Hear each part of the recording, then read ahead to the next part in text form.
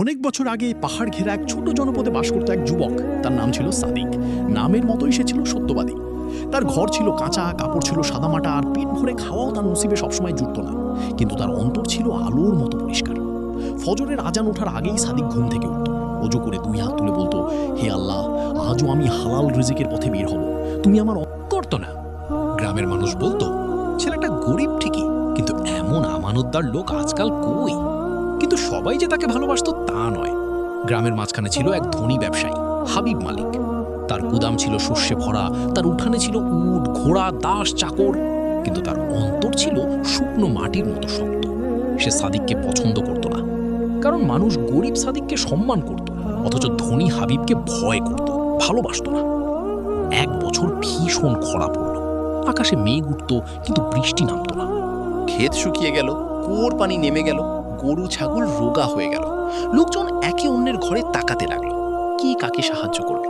সবারই তো অভাব। সাদিক নিজে না খেয়ে মাকে খেতে দিত, বোনের জন্য শুকনো রুটি জমিয়ে রাখত।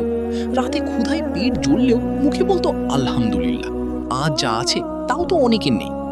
একদিন কাজ না পেয়ে সে গ্রামের বাইরে শুকিয়ে যাওয়া একটা জমির ধারে বসেছিল। সূর্য তখন মাথার ওপর আগুন ঢালছে। সাদিক মুঠো মুঠো ধুলো হাতে তুলে বলল, হে আমার রব, আমি দুর্বল, আমার কষ্ট তুমি দেখছো।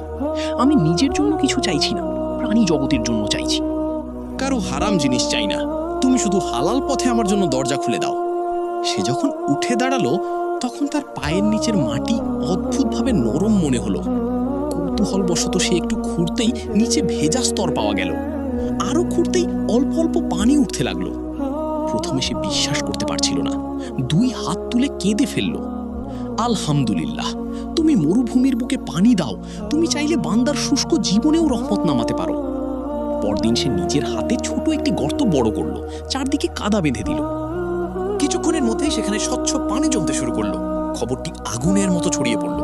গ্রামের লোকজন দৌড়ে এলো, কেউ পানি খেলো, কেউ কলসি ভরলো, কেউ কাঁদলো, কেউ সিজদায় পড়ে গেল।